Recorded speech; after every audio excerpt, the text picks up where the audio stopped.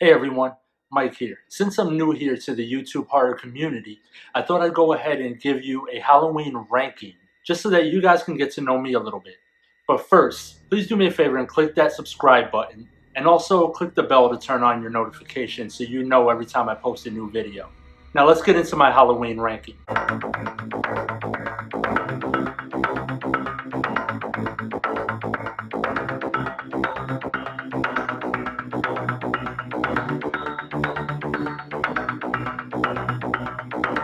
Number 11 on my list, no surprise, is Rob Zombie's Halloween 2.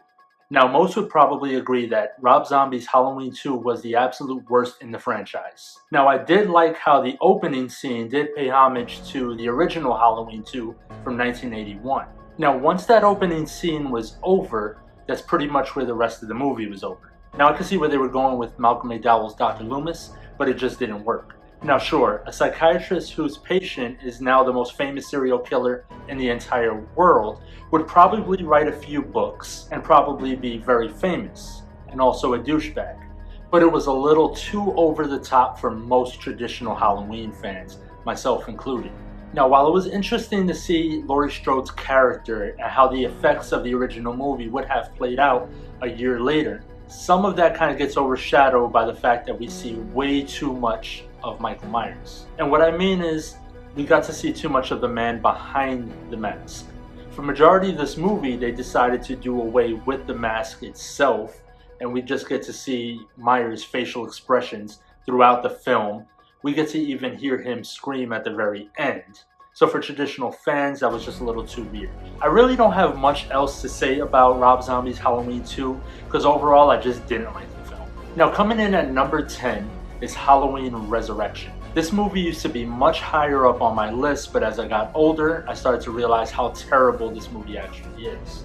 Trick or treat, motherfucker! Jamie Lee Curtis was contractually obligated to come back for one more film, so they had to film all of her scenes right after wrapping Halloween H2O. Also, Mustafa Akkad refused to allow Michael Myers to be killed off, so they had to undo the entire ending of H2O and have Michael Myers switch uniforms with a paramedic in order to make Halloween Resurrection happen.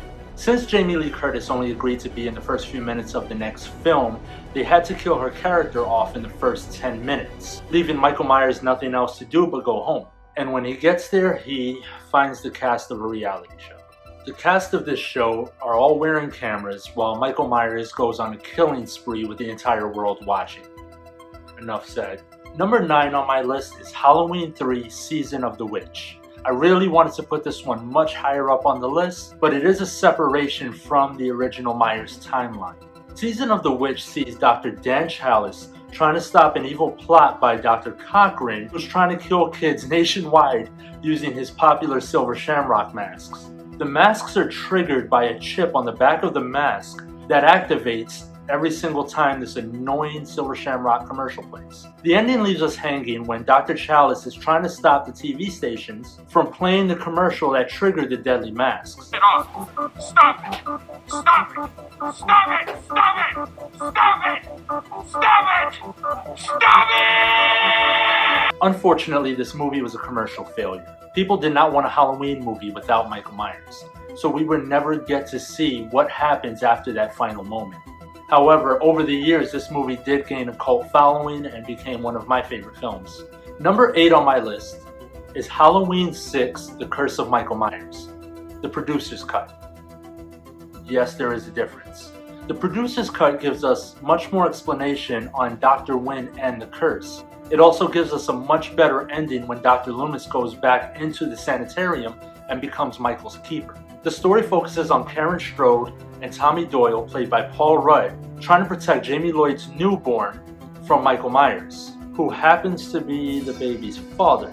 The producer's cut also gives us the original Halloween themes that we've all come to expect, where the theatrical cut replaced all of the original theme music with, I guess, up-to-date rock music that didn't fit the film at all. The Halloween 6 story was a complete mess, but definitely had the potential to be better. With all of that said, Halloween 6, The Curse of Michael Myers is my guilty pleasure, and while it's not a good movie by any stretch of the imagination, it's still one of my favorites.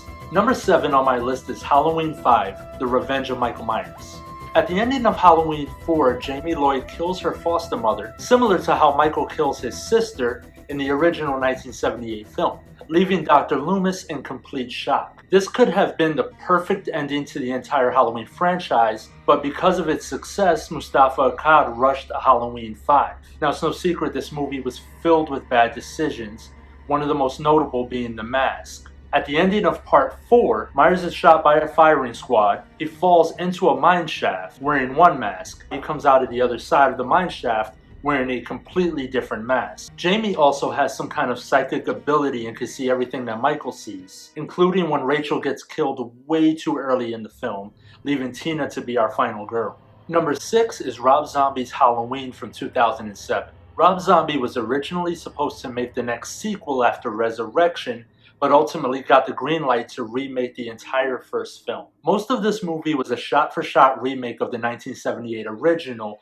with the exception of a very long, drawn-out backstory that we didn't really need. I actually find the backstory at the beginning of the movie to be extremely exhausting. Part of what makes Halloween scary is that we don't know anything about Michael Myers. Honestly, I don't want to know why he is the way he is, but once we get past that point, the movie gets much better and it's actually fun to watch. I think Tyler Mane did a great job as Myers, and while most people have an issue with his size, I think that only added to the scare factor of the movie. I think Malcolm McDowell's version of Dr. Loomis was very well done in this movie, and we can't really expect the same Dr. Loomis that we got in 1978, because really no one can replicate Donald Pleasence. In Rob Zombie's Halloween, we also get a much more wild and extroverted Laurie Strode, and also the return of Danielle Harris as Annie. There's really no point in going much further into Rob Zombie's Halloween since it plays out pretty much the same as the 1978 film, just much more violent and a lot more cursing. I will crawl over there and I will skull fuck this shit out. Number 5 on my list is Halloween H2O. This movie marks the first time we see Jamie Lee Curtis in the role of Laurie Strode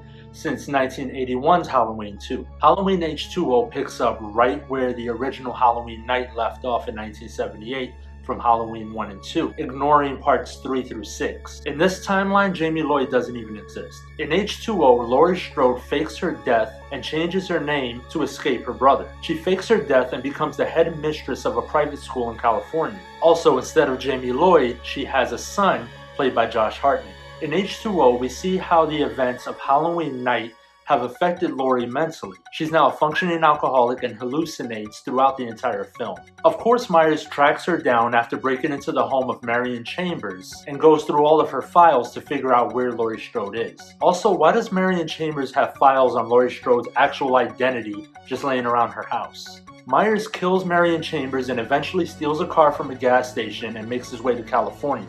Now, after slicing through a few teens who stayed behind while everyone else went on a field trip, he finds Laurie and they finally battle it out. This leads to the infamous ending where she chops off Michael's head. To me, this film was a decent entry into the franchise, and to me felt like a return to what Halloween should feel like. Number 4 on my list is Halloween 2018. Finally, a return to form. Halloween 2018 is somewhat of a reboot of the franchise. It picks up right after the events of Halloween 1 in 1978 and completely ignores every single sequel from that point on. Halloween 2018 explains that instead of getting up and walking away after being shot by Dr. Loomis 6 times, he's actually captured by the police and locked away in a sanitarium for the next 40 years, until he escapes when being transferred to another facility at the hands of Dr. Sartain. Dr. Sartain is one of the new characters that we're introduced to in this film and reminds most people of Dr. Loomis. Dr. Sartain has a weird obsession with wanting to understand what Michael feels when he kills. We're also introduced to a set of podcasters who visit Michael early in the film and show him the mask and also try to get him to talk. Myers eventually tracks down those podcasters after escaping the bus crash, kills them off in a gas station, and of course gets his mask back. In Halloween 2018, we get a similar Laurie Strode that we got in Halloween H2O. She's very traumatized by the events of Halloween 1. She's also an alcoholic, but she's also very much prepared. In H2O, we got a Laurie who was trying to survive. In Halloween 2018, we get a Laurie that wants Michael to find her. Laurie also has a rocky relationship with her daughter Karen and her granddaughter Allison. Karen spent majority of her childhood learning to shoot and preparing for the boogeyman's return. Because of the way she's raised, she's taken away from Laurie by the state. But her upbringing proves to pay off, because after Michael tears through a few of Haddonfield's residents, he finds his way back to the Strodes for one final battle. Laurie and Karen lure Michael into their trap in the basement and set the place on fire. Coming in at number 3 is Halloween 2 from 1981. Halloween 2 takes place on the same night as the 1978 original. Michael gets up and walks away after being shot 6 times by Dr. Loomis. In the meantime, Laurie's taken to Haddonfield Memorial Hospital, where she's being treated while Michael's tearing through some of the residents of Haddonfield. Eventually, Michael hears a radio broadcast that gives away Laurie's whereabouts. Michael heads over to the hospital to finish off Laurie. After Michael kills most of the hospital staff, Dr. Loomis and Laurie lead Michael to a surgery room where Laurie shoots Michael in both of his eyes. Laurie Strode and Dr. Loomis release gas into the surgery room. Laurie makes her escape, and Dr. Loomis blows the place up, setting Michael on fire, killing Michael and himself. This was intended to be the last film in the franchise. Which leads me to my number 2 pick, Halloween 4: The Return of Michael Myers. So it turns out Michael didn't die, but was actually in a coma for the next 10 years. Dr. Sam Loomis also survives that night in the hospital with minimal damage. Jamie Lee Curtis does not return for Halloween 4, so in H4 we actually find out that Laurie Strode died and her daughter Jamie Lloyd is now the main focus of the story. Jamie is well aware of her uncle Michael Myers and is tortured by hallucinations of him throughout the entire beginning of the film. Myers, who's still in a coma, is being transferred back to Smith's Grove, where he overhears the paramedics mention that Laurie Strode has a daughter named Jamie Lloyd. This wakes him out of his coma, he kills the paramedics, and of course he escapes. In typical Myers fashion, he finds a gas station, kills the mechanic, and steals the coveralls. It's at this gas station that Loomis sees Michael for the first time in 10 years and tries to stop him. Of course, Myers gets away. H4 also introduces a new final girl, Rachel Carruthers, who is the foster sister of Jamie Lloyd. Overall, I felt like Halloween 4 felt the most like a real Halloween film since the original 1978 film. And no surprise here, coming in at number 1, the OG John Carpenter's Halloween from 1978. This is where we see a young Michael Myers kill his older sister Judith, gets locked in a sanitarium until he's 21, and escapes. He makes his way back to Haddonfield, Illinois to tear through a few teenagers, and eventually finds Laurie Strode. What makes this movie so great and so scary is that we don't understand why Michael is going after Laurie Strode or why he goes after any of the babysitters in this movie. There's no rhyme or reason. We only understand that he's some type of evil. It's only the first film, so we don't yet find out that Laurie Strode is actually Myers' sister, which is actually something John Carpenter wished he did not include in Halloween 2. Alright guys, that's it. That's my Halloween franchise ranking. Let me know what you guys think in the comments down below. I would love to know. I'll be posting new videos every single week from this point on.